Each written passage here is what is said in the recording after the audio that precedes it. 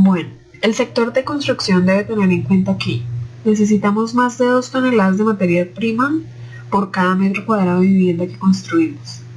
La cantidad de energía asociada a la fabricación de los materiales que componen una vivienda pueden ascender aproximadamente a 1/3 del consumo energético de una familia durante un periodo de 50 años. La producción de residuos de construcción y demolición supera la tonelada anual por habitante. Y el análisis del ciclo de vida de un edificio permite intuir con mayor facilidad las consecuencias ambientales que se derivan del impacto de la construcción, que a grandes rasgos pueden reducirse a lo siguiente.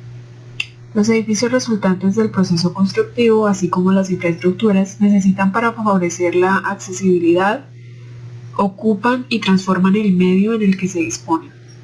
La fabricación de materiales de construcción comporta el agotamiento de recursos no renovables a causa de la extracción ilimitada de materias primas y del consumo de recursos fósiles.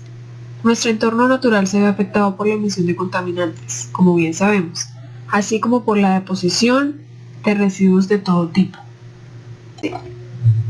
La reducción del impacto ambiental de este sector se centra en 3 aspectos: el control del consumo de recursos, la reducción de las emisiones contaminantes y la minimización y la correcta gestión de los residuos que se generan a lo largo del proceso constructivo. Sin embargo, para poder conseguir nuestro objetivo y contribuir al proceso sin dañar el planeta, será imprescindible primero contar con la colaboración del conjunto de agentes que intervienen en las diferentes etapas del ciclo de vida de una obra de construcción, que viene desde la extracción de las materias primas hasta la demolición de un edificio. Si cada uno de ellos asume la responsabilidad que le corresponde, será posible aplicar estrategias para la prevención y la minimización del impacto ambiental. También se debe considerar los recursos como un bien, es decir, aprovecharlos como materia prima mediante reciclaje o reutilización e incorporarlos de nuevo en el proceso productivo, imitando en cierto modo a los ciclos naturales. Como bien sabemos, un recurso natural es aquel elemento o bien de la naturaleza que la sociedad con su tecnología es capaz de transformar para su propio beneficio. Por ejemplo, el grado de desarrollo que ha adquirido la sociedad actual ha sido capaz de transformar el petróleo, que es un recurso natural, en una fuente de energía como el plástico, asfalto y etc. Los recursos se dividen en renovables y no renovables, de modo que cuando nos referimos a la energía que nos llega a través del sol o también el aire, nos estamos refiriendo a un recurso renovable, que equivale a decir no se agota. Mientras que cuando nos referimos al petróleo o a otros combustibles fósiles como el carbón, los metales, los diamantes, la madera, el agua o el gas, nos estamos refiriendo a recursos no renovables, pues sus existencias son limitadas y su regeneración depende de un proceso natural que requiere millones de años. En cualquier caso, debemos tener presente que el aprovechamiento de un determinado recurso natural no debe afectar al equilibrio ecológico que lo sostiene y que es responsable de su existencia. Por ejemplo, en el caso de la madera, será necesario compatibilizar las explotaciones forestales con la regeneración de las mismas mediante replantaciones, que produzcan nueva materia prima al ritmo pertinente, pues de otra manera estaremos agotando un recurso renovable por definición. ¿Qué recursos necesitan las obras de construcción? Bueno, las obras de construcción necesitan materias primas para fabricar los materiales y los productos necesarios para edificar, agua para la fabricación y elaboración de los materiales durante la etapa de construcción, y energía para posibilitar la extracción de recursos, su posterior manufacturación y su distribución a pie de obra. En cuanto a los materiales, voy a hablar acerca del agua, la energía y las emisiones. En cuanto al agua, se puede decir que es importante no desperdiciar los materiales que manipulamos, pues estos han necesitado de un elevado consumo de agua durante su fabricación. También que hay que actuar con responsabilidad en aquellas operaciones que necesitan agua, como la fabricación de hormigón, de morteros y de otras pastas, como también curado de la estructura, humectación de los ladrillos, riego de pasos de vehículo no pavimentado, limpieza del equipo y material de obra, etc.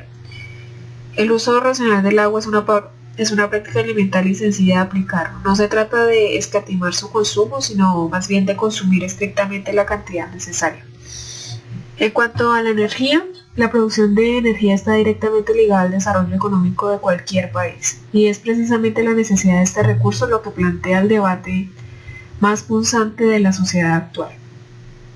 La problemática se centra en dos aspectos básicos: en la dificultad de producir la suficiente energía que permita continuar con el modelo industrial vigente y a su vez mantener el nivel de confort al que estamos acostumbrados, como viviendas con calefacción, aire acondicionado, aparatos electrodomésticos varios como videojuegos, ordenadores, TV, microondas, teléfonos móviles, etc.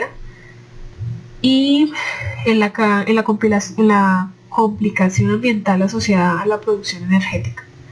No debemos olvidar que la principal fuente de generación energética de nuestro país tiene su origen en los procesos de combustión de recursos no renovables, lo que es el gas natural, el petróleo y el carbón, que producen emisiones de CO2 y provocan el calentamiento nocivo global del planeta, también conocido como efecto invernadero. En cuanto a las emisiones y al aire, desde los distintos focos emisores de contaminantes pueden alterar su equilibrio hasta el punto de perturbar la estabilidad del medio y la salud de los seres vivos. Estos focos pueden contaminar por el hecho de añadir determinados gases en la atmósfera y descomponer otros, aumentar el índice de partículas en suspensión y de los compuestos orgánicos volátiles, o bien incrementar significativamente los niveles acústicos del medio y deteriorar la calidad ambiental del territorio. En cuanto a las emisiones del agua, en las obras de construcción suelen estar provocadas por las tareas de limpieza y por los vertidos de productos peligrosos en sanitarios, desagües o en el suelo. El agua residual de la red de saneamiento de las ciudades va a parar a las depuradoras y de ellas al mar o incluso al riesgo de cultivos cuyos frutos posteriormente consumiremos directamente o indirectamente a través de la ingestión de lácteos, pescados y carne de animales que se alimentan de ellos o que nadan en aguas que cada vez son más contaminadas.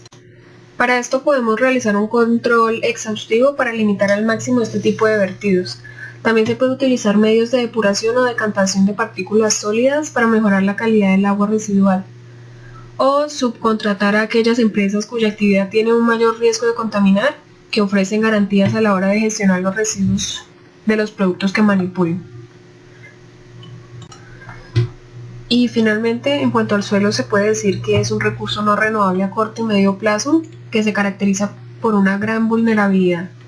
La emisión de sustancias contaminantes al suelo, vertidos de combustible, aguas de limpieza y productos peligrosos pueden desestabilizar su orden natural como consecuencia de la disminución o aniquilación de la capacidad de regeneración de vegetación y como consecuencia de la filtración de las sustancias contaminantes hasta las aguas freáticas que alimentan nuestros depósitos de agua potable o redes de riesgo.